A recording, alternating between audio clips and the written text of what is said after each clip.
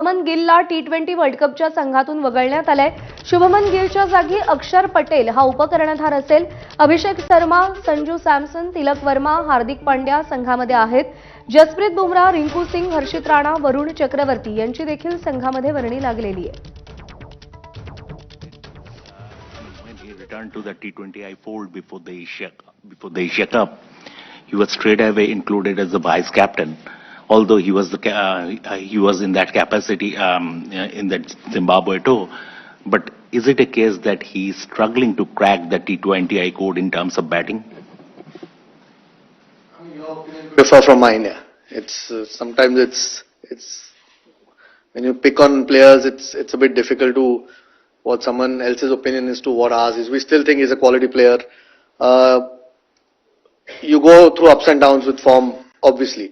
But it's more to do with the combination that we want to play or what the team management is comfortable playing, whether it's आणि आपले प्रतिनिधी विजय साळवी सध्या आपल्या सोबत आहेत।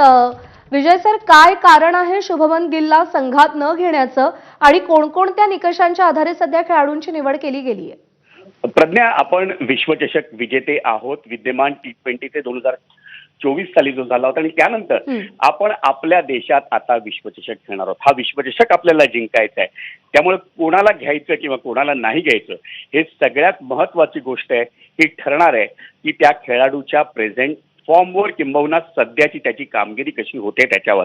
आणि जर आपण पाहिलं तर शुभमन गिलचा फॉर्म हा सध्या नक्कीच चिंताजनक होता। त्यामुळे शुभमन गिलला कुठल्या क्रमांकावर खेळवायचं, कुठे खेळवायचं इथपासूनच अनेक गोष्टी प्रश्न निर्माण करणारे होते त्या दृष्टीनं। आणि अभिषेक शर्मा आणि संजू सॅमसन या दोघांनी ज्या पद्धतीनं सलामीची फलंदाजी केली आहे ती लक्षात घेता गिलला विश्वचषकासाठीच्या संघात नक्कीच जागा नव्हती। आणि मला वाटतं निवड समितीनं काळजावर दगड ठेवून हा जो संघ निवडलाय तो नक्कीच त्यांचा निर्णय गिलला बाहेर ठेवण्याचा हा सध्याच्या परिस्थितीत तरी योग्य मानायला हवा। सर, T20 वर्ल्ड कपचा विचार केला तर सध्या संघामध्ये जे खेळाडू आहेत कोणावरती सगळ्यात जास्त मदार असेल, कोणाकडे अपेक्षेने पाहिलं जाईल? प्रज्ञा, आपण हा विश्वचषक आपल्या देशात खेळतोय। केवळ आपल्या देशात नाही तर काही सामने श्रीलंकेत देखील होणार आहेत।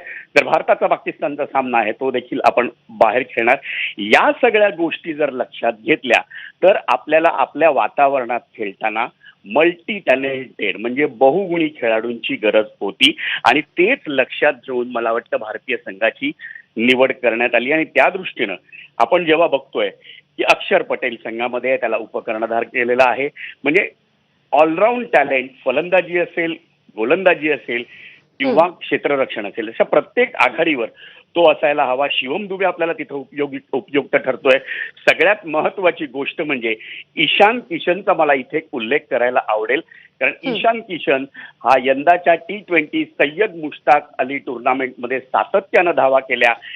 फायनलमध्ये त्याने 100 केले, पण त्याच वेळी त्यानं या टुर्नामेंटमध्ये 197च्या स्ट्राईक रेटनं जवळजवळ 517 धावांचा रतीब घातला। त्यामुळे ईशान किशन या संघात येणं स्वाभाविक होतं आणि खरोखरच मला त्या पार्श्वभूमीवर शुभमन गिलला जो आपला खऱ्या अर्थानं कसोटीचा देखील कर्णधार आहे त्याला या संघातून वगळणे याचं नवल वाटत नाही। प्रज्ञा, सर, आभार तुमचे या सविस्तर विश्लेषणासाठी।